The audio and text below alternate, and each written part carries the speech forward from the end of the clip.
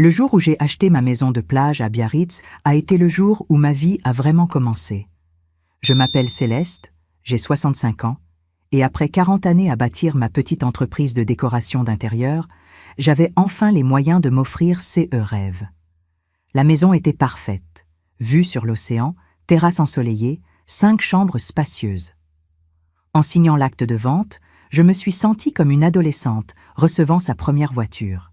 Pierre, mon compagnon depuis 3 ans, était ravi pour moi. Nous apprécions notre arrangement, chacun sa maison, chacun son indépendance, mais nous partageons les moments précieux. « Tu vas enfin pouvoir te reposer, ma chérie », m'avait-il dit en m'embrassant sur le front. Pierre comprend ma philosophie de vie. L'indépendance n'exclut pas l'amour. Ma fille Isabelle était venue m'aider à choisir la décoration. Contrairement à son frère Julien, elle a toujours respecté mes choix et soutenu mes décisions. « Maman, tu le mérites tellement », avait-elle murmuré en visitant les pièces. Julien, mon fils aîné de 42 ans, avait eu une réaction différente. Depuis son mariage avec Camille, il y a 7 ans, notre relation s'est progressivement dégradée. Cette femme a une façon particulière de transformer chaque réunion familiale en corvée pour moi. Et Julien semble avoir perdu sa capacité à voir clair. Le premier week-end dans ma nouvelle maison devait être magique. J'avais prévu de l'inaugurer tranquillement avec Pierre, peut-être inviter Isabelle pour un déjeuner sur la terrasse. Mes plans ont volé en éclats quand mon téléphone a sonné CE vendredi après-midi. « Maman, j'espère que tu es prête ?» La voix de Julien était enjouée, presque triomphante. « Nous arrivons dans 2 heures avec toute la famille de Camille. 20 personnes exactement. Tu peux faire ton fameux coq au vin pour ce soir ? Et assure-toi que les chambres sont prêtes, nous restons 1 mois entier. » Le silence qui a suivi de mon côté n'était pas de la surprise. C'était de la stupéfaction pure. 20 personnes, 1 mois, sans demander, sans consulter. Comme si ma maison, mon refuge, était automatiquement à leur disposition. « Julien, » ai-je commencé d'une voix que j'espérais calme, « tu ne m'as pas demandé si j'étais disponible. » Il a ri, ce rire condescendant que j'avais appris à détester. « Voyons, maman, tu n'as rien d'autre à faire. Et puis, cette grande maison toute seule, c'est du gâchis. La famille de Camille est ravie de découvrir ta petite acquisition. » Ma petite acquisition. 40 années de labeur réduites à une petite acquisition. Les parents de Camille, ses frères et sœurs, leurs enfants, quelques cousins, tu vas adorer faire connaissance. Camille compte sur toi pour les repas, tu cuisines si bien. Et n'oublie pas, son père est diabétique, sa mère végétarienne, et les jumeaux sont allergiques aux fruits à coque. J'ai raccroché sans répondre. Mes mains tremblaient, mais pas de peur. De quelque chose de plus profond, de plus déterminé. C'était la goutte qui faisait déborder le vase. Tous CES années où j'avais servi de gouvernante bénévole lors des fêtes familiales, où mes week-ends étaient confisqués pour leur convenance, où mes efforts étaient considérés comme acquis. Cette fois serait différente. Cette fois, j'allais leur apprendre CE que signifie le respect. J'ai composé le numéro d'Isabelle. « Ma chérie, j'ai besoin de ton aide pour quelque chose d'important. Ton frère vient de me donner une leçon sur CE qu'il pense être mes priorités. Il est temps de lui en donner une en retour. Les souvenirs affluent toujours dans CES moment-là, comme une série de photographies jaunies qu'on redécouvre dans un tiroir oublié. Chaque image raconte la même histoire. Céleste qui s'efface pour faire plaisir à tout le monde. Le 60e anniversaire de Camille, l'année dernière. J'avais passé 3 jours à préparer un buffet pour 50 personnes dans mon propre salon. Camille avait invité ses collègues, sa famille et ses amis d'enfance.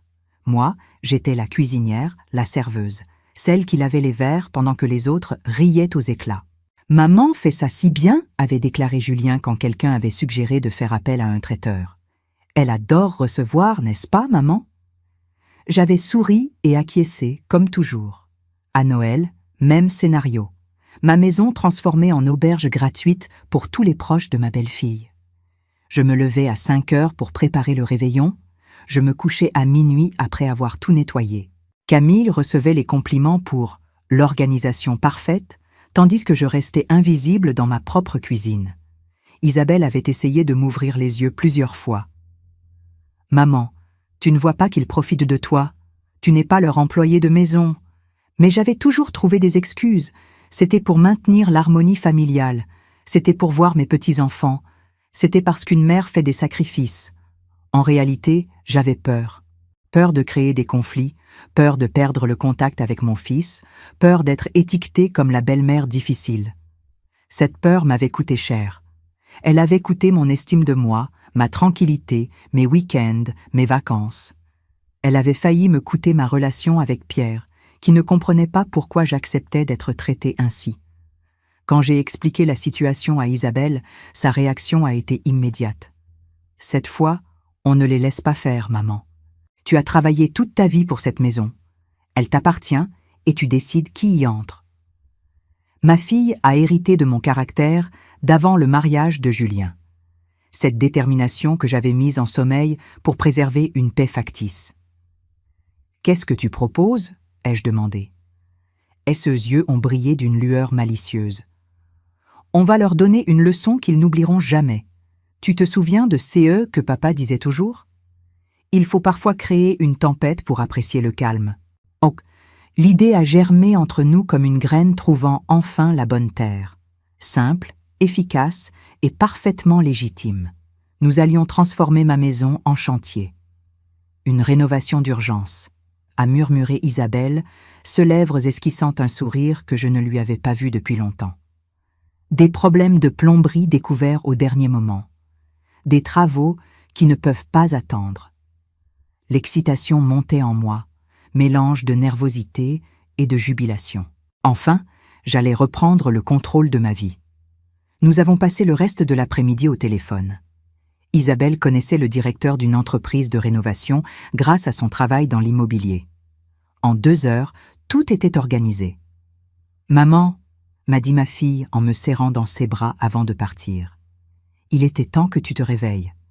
Papa serait fier de voir que tu retrouves ton caractère. » Le samedi matin, ma maison de Biarritz ressemblait à un plateau de cinéma préparant le tournage d'un film sur la rénovation. L'équipe d'Isabelle était arrivée à 8 heures précises, avec un professionnalisme qui m'a impressionné.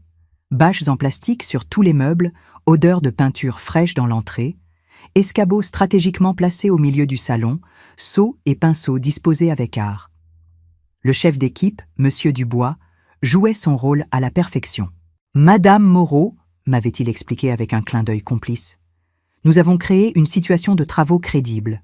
Problème de canalisation dans la cuisine, infiltration d'eau dans 2 chambres et réfection électrique urgente dans le salon principal. » Pierre était dans la confidence. Il m'avait proposé de rester chez lui pendant les travaux.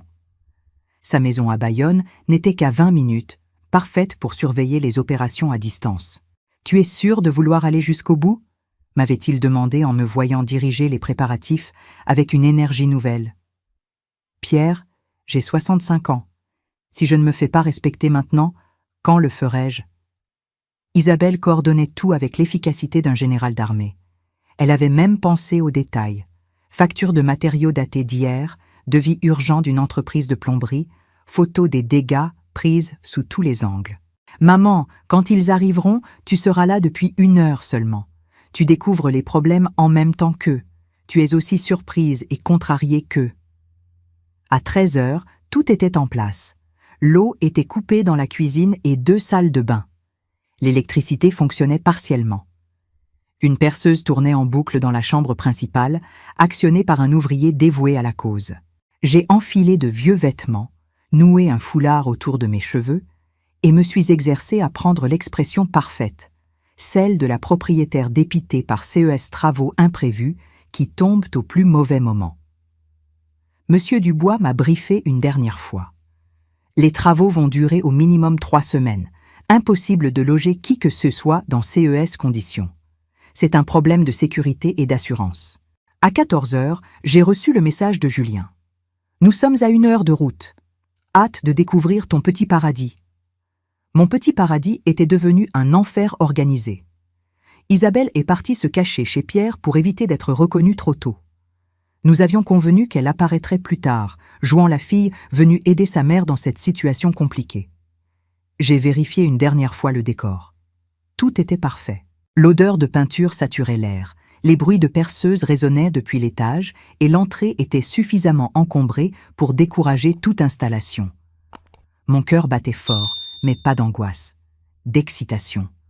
Pour la première fois depuis des années, j'avais l'impression de contrôler les événements au lieu de les subir. À 15 heures précises, j'ai entendu le bruit des voitures dans l'allée. Plusieurs véhicules, moteurs qui s'éteignent, portières qui claquent, voix excitées qui découvrent la façade de ma maison. J'ai pris une grande inspiration et je suis sorti sur le perron, arborant mon plus beau sourire de propriétaire contrarié. La comédie pouvait commencer. Le convoi familial ressemblait à une caravane de vacances, 3 voitures, 2 monospaces et même une petite remorque chargée de bagages. 20 personnes descendaient avec l'enthousiasme de touristes arrivant dans un resort all-inclusive. Julien menait la troupe, Camille à ses côtés, radieuse dans sa robe d'été blanche. Derrière eux, une marée humaine de toute génération. Les parents de Camille, ses frères et sœurs, une ribambelle d'enfants courant déjà vers la plage visible au loin. Maman. Julien s'est avancé les bras ouverts, ignorant complètement ma tenue de travail et l'expression contrariée que j'arborais. Quelle vue magnifique! Camille avait raison. Cette maison est un bijou. Mais Camille souriait déjà, distribuant les instructions. Les enfants, ne courez pas sur les cailloux. Marcel, aide-moi à sortir les glacières. Marie-Claire, prends les affaires des petits. Le spectacle était surréaliste. Ils organisaient leur installation sans même m'avoir vraiment regardé. Julien, ai-je commencé d'une voix forte pour couvrir l'agitation générale. Il y a un problème. Il s'est arrêté, sourcils froncés, comme si j'avais interrompu une symphonie. Un problème? Quel problème? J'ai désigné la maison derrière moi. C'est alors qu'ils ont vraiment regardé. Les bâches qui claquaient aux fenêtres, l'odeur de peinture qui s'échappait de la porte ouverte, le bruit de perceuse qui résonnait depuis l'étage. Des travaux d'urgence, ai-je expliqué d'un ton désolé. Découvert CE matin seulement. Infiltration d'eau, problème électrique, canalisation défaillante. L'entreprise est arrivée il y a 3 heures. Le silence s'est abattu sur le groupe comme un couvercle sur une marmite en ébullition. Monsieur Dubois est sorti à point nommé, casque sur la tête, combinaison tachée, l'air préoccupé du professionnel face à un chantier complexe. Madame Moreau, nous avons un nouveau problème dans la salle de bain principale. Il va falloir casser une partie du mur. Je crains que les travaux prennent plus de temps que prévu. Camille s'est approchée, son sourire figé transformé en rictus inquiet. Combien de temps exactement? 3 semaines minimum, a répondu monsieur Dubois sans hésiter. Et dans l'état actuel, impossible de loger qui que ce soit. Question de sécurité et d'assurance. L'explosion s'est faite en plusieurs temps. D'abord, un murmure de mécontentement parmi les adultes. Puis, les questions qui fusent. Où allons-nous dormir? Nos réservations sont annulées partout. Les enfants comptaient sur cette semaine. Julien me fixait avec une expression que je ne lui connaissais pas. Quelque chose entre la colère et l'incrédulité. Maman, tu ne pouvais pas prévoir CES travaux avant? Mon chéri, ai-je répondu avec une patience étudiée, les infiltrations ne préviennent pas. J'ai découvert les dégâts CE matin en arrivant pour préparer votre venue. Camille s'est avancée, tentant de reprendre le contrôle de la situation. Bon, nous allons nous débrouiller. Il y a sûrement des hôtels, des locations. En pleine saison à Biarritz? L'un de S.F. Frères a secoué la tête. Tout est complet depuis des mois. C'était exactement CE qu'Isabelle avait prédit. Juillet à Biarritz, les hébergements se réservent 6 mois à l'avance minimum. Les enfants commençaient à pleurer, les adultes s'agitaient, les téléphones sortaient pour chercher désespérément une solution d'hébergement. Au milieu de CE chaos organisé, je me tenais droite, calme, presque sereine. Pour la première fois depuis des années, je n'étais plus celle qui devait résoudre les problèmes des autres. J'étais celle qui regardait les conséquences de leur présomption s'abattre sur eux. Je suis vraiment désolée, ai-je dit d'une voix que j'espérais convaincante. Si vous m'aviez prévenu plus tôt, j'aurais pu reporter les travaux. L'heure qui a suivi a été un mélange de chaos organisé et de comédie involontaire. Les téléphones chauffaient, les enfants pleuraient et les adultes découvraient la dure réalité de l'improvisation touristique en haute saison. Marcel, le père de Camille, un homme habitué à CE que tout se plie à SE désir, a été le premier à perdre patience. C'est inadmissible. On ne peut pas voyager 8 heures avec des enfants pour se retrouver dehors. Sa femme Marie-Claire, plus diplomate, tentait de calmer les esprits tout en passant des coups de téléphone frénétiques à tous les hôtels de la côte basque. Julien faisait les 100 pas dans l'allée, son téléphone collé à l'oreille. Je l'entendais multiplier les « mais enfin, vous devez bien avoir quelque chose » et les « c'est une urgence familiale ». Au bout d'une heure de recherches infructueuses, la réalité s'est imposée. Pas une seule chambre disponible dans un rayon de 50 kilomètres. Quelques-uns ont commencé à parler de rentrer, d'autres évoquèrent la possibilité de camper sur la plage. C'est à ce moment-là qu'Isabelle a fait son apparition. Comme convenu, elle s'est garée dans l'allée et a marché vers nous avec l'expression parfaite de la fille inquiète venue aider sa mère. « Maman, j'ai eu ton message! Quelle catastrophe !» Elle m'a embrassée, puis s'est tournée vers le groupe. « Bonjour tout le monde. Désolée pour cette situation, mais les travaux ne pouvaient pas attendre. » Camille l'a regardée avec suspicion. Isabelle et elle n'ont jamais eu de relation chaleureuse, ma fille ayant toujours refusé de se plier aux caprices de ma belle-fille. « Isabelle, tu ne peux pas héberger quelques personnes chez toi ?»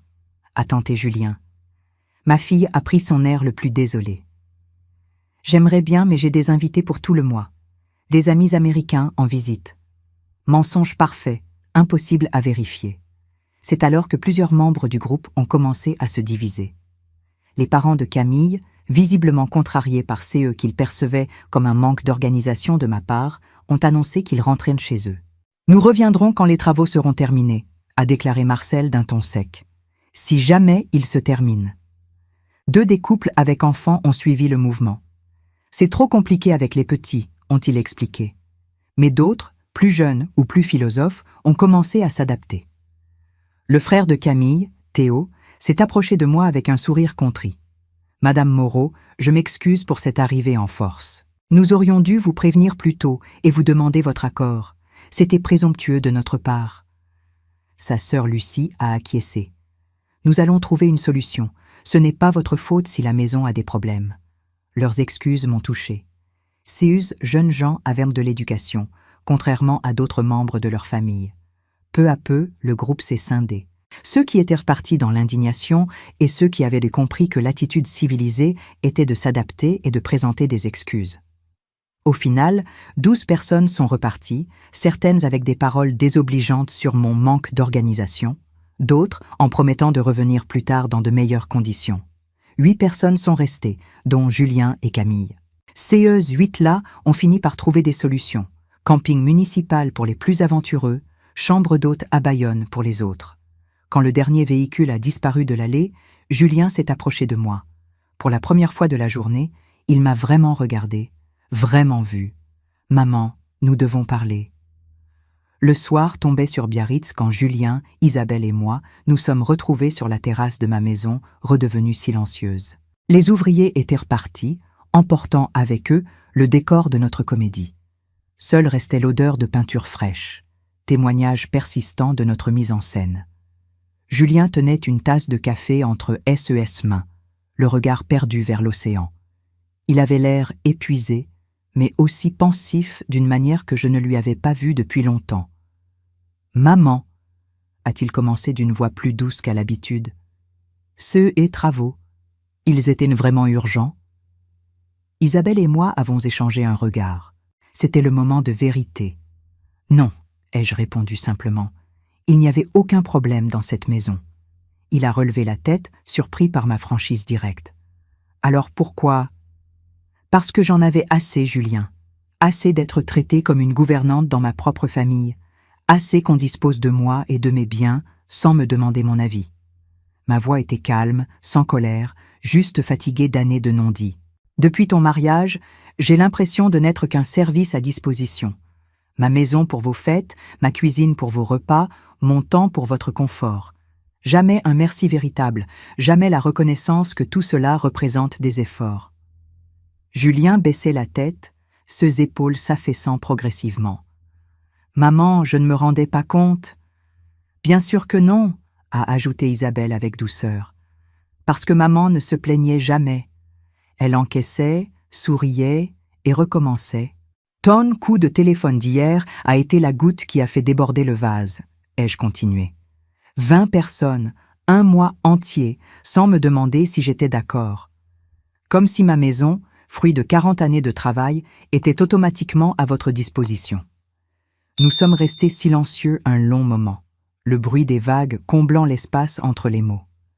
Je me suis comporté comme un égoïste, a finalement murmuré Julien. Papa ne m'aurait jamais laissé agir ainsi. Ton père respectait les gens, même quand il était en désaccord avec eux, ai-je répondu. C'est une leçon que j'avais oubliée moi-même. Se faire respecter commence par se respecter soi-même. Isabelle s'est levée pour nous servir à boire. Julien, maman ne demande pas grand-chose, juste qu'on lui demande son avis avant de décider pour elle. Mon fils a hoché la tête lentement. Comment peut-on réparer ça? En changeant nos habitudes, ai-je répondu. Fini les invitations surprises. Fini les décisions prises à ma place. Si vous voulez venir, vous demandez. Si je dis non, vous respectez. Et si tu dis oui, j'ai souri pour la première fois depuis longtemps face à mon fils. Alors vous serez les bienvenus. Vraiment bienvenus. Nous avons parlé jusqu'à tard dans la nuit. Julien s'est excusé sincèrement, promettant de changer son comportement et d'avoir une conversation sérieuse avec Camille sur le respect des autres. Le lendemain, j'ai reçu des excuses écrites de Théo et Lucie, accompagnées d'un bouquet de fleurs et d'une invitation à dîner chez eux quand je serai dans leur région.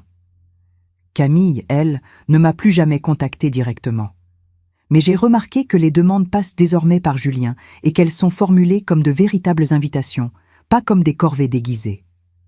3 semaines plus tard, Pierre et moi avons inauguré ma maison comme j'en avais rêvé. Un dîner intime sur la terrasse, face au coucher de soleil. Pas de stress, pas de cuisine pour 20 personnes, pas de vaisselle à n'en plus finir. Juste nous deux, le bruit des vagues et la satisfaction profonde d'avoir retrouvé ma place dans ma propre vie. Cette maison était devenue CE qu'elle était destinée à être. Mon refuge, pas le terrain de jeu des autres. Si cette histoire a touché votre cœur, laissez votre like, abonnez-vous à la chaîne, commentez ci-dessous de quelle ville vous êtes et répondez-moi. À ma place, qu'auriez-vous fait? Votre message peut égayer la journée de quelqu'un.